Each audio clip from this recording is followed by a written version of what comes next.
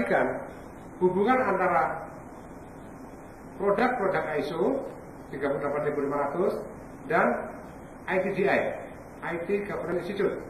Kita perhatikan matris ini, barisnya adalah produk-produk ITGI, kemudian kolomnya adalah area-area pada ISO 38500. Kita perhatikan ada tanda centang di sana, V itu responsibility, tadi ada tanda-tanda. Dia adalah menunjukkan bagaimana keterhubungan antara produk ITGI dengan produk-produknya ISO. Sekarang berikutnya kita perhatikan fokus antara ISO 38500 dengan COVID.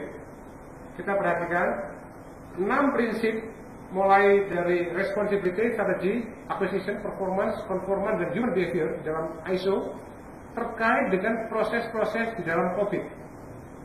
Mulai proses PO1 sampai PO10, AI1 sampai AI7, kemudian DS1 sampai DS13, antara MI1 sampai MI4. Kita perhatikan panah-panah itu menunjukkan keterhubungan antara ISO dan COVID. Kita bahas peran dan fungsi tata kelola TI.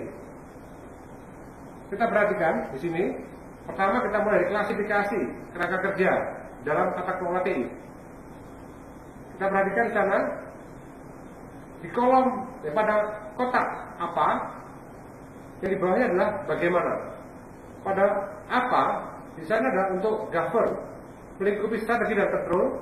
Kemudian untuk bagaimana, itu adalah manage, meliputi taktis dan eksekusi. Kita perhatikan di sana, untuk menjawab apa, kerangka kerja COVID yang paling sesuai. Jadi di sini, COVID mempunyai kekuatan untuk menjawab apa permasalahan atau apa proses yang lebih dan yang kurang di dalam perusahaan. Kemudian kalau ITIL itu lebih kekuatannya pada bagaimana, untuk menjawab bagaimana. Maksudnya, bagaimana melaksanakan proses dan bagaimana melakukan perbaikan pada proses tersebut. Kalau ISO di tengah-tengah, bisa sebagian apa dan juga bisa menjawab bagaimana menjalankan proses atau memperbaiki proses. Jadi pada waktu pengaturan atau govern, itu kita lihat hal-hal yang mendasari tata kelola. Ditentukan melalui pendefinisian strategi dan kontrol. Dipenuhi dengan penentuan kebijakan dan standar teknologi informasi. Untuk pengelolaan atau manage, menjawab bagaimana tata kelola dilaksanakan, ditentukan melalui rencana taktis dan eksekusi, kemudian dipenuhi dengan penyusunan panduan dan prosedur TI. Perhatikan ada segi 6, kader mual IT Governance Framework. Kita perhatikan di sana, yang paling atas adalah risk, conformance, dan compliance. Di sana nanti meliputi kerangka kerja yang dikelompokkan pada kelompok segmen ini meliputi OSO, COVID, ISO 20001, ISO 38500. Kemudian sebelah kanannya ada IT strategy, nanti bisa digunakan TOGAF, Segment, dan Scorecard. Di bawahnya lagi untuk change, perubahan, kita bisa gunakan Prince2, PMBOK, CMMI, COVID juga bisa.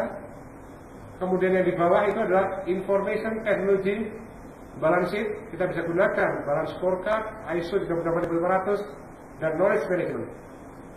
Kemudian berikutnya adalah kita perhatikan sana untuk membahas tentang Cooperation, kita bisa gunakan Data Protection, COVID, ISO 27500, ISO 20000, ITIL.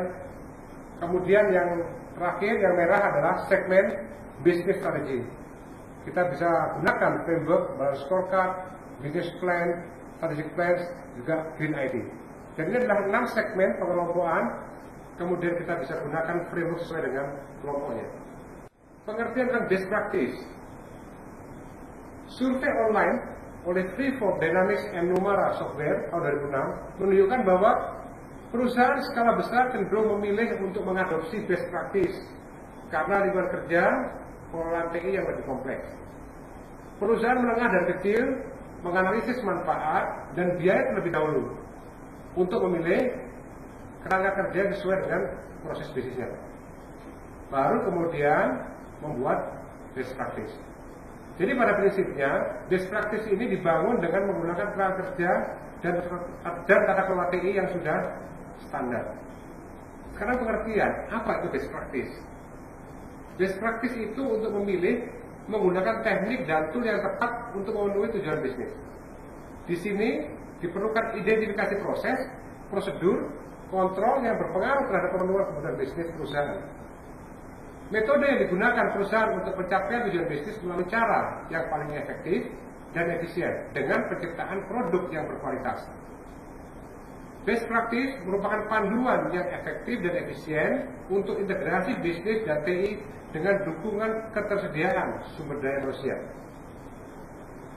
Kemudian, mengapa kita butuhkan best practice? Jadi pada prinsipnya dibutuhkan best practice ini untuk satu, peningkatan efisiensi. Kedua, untuk penambahan nilai dari pihak yang diaudit maupun perusahaan secara keseluruhan. Ketiga, merupakan panduan dalam menghadapi laju teknologi yang cepat. Keempat, sebagai wawasan hingga pembelajaran bagaimana perusahaan lain melaksanakan audit dengan lebih cepat, efisien, dan mudah. Sekarang bagaimana cara penentuan best practice? Best practice dilakukan dengan satu, pemilihan terhadap tenaga kerja pengelola TI yang sudah dilakukan. Yang kedua, dengan menggunakan studi banding atau benchmarking terhadap penerapan yang sukses di perusahaan lain. Dan penentuan ini dilakukan untuk satu, memudahkan dalam penyusunan standar pengelolaan proses yang baik. Kedua, untuk berikan kepastian tata kelola TI yang paling sesuai dengan bisnisnya, namun tidak menyimpang dari asas kepatutan. Untuk lebih lanjut, dapat dipelajari referensi berikut ini. Ada banyak. Akhirnya, terima kasih atas perhatiannya dalam pembahasan modul ini, dan lebih lanjut kita bisa diskusikan dan mengerjakan case study, kemudian bisa dikembangkan lagi diskusinya. Terima kasih.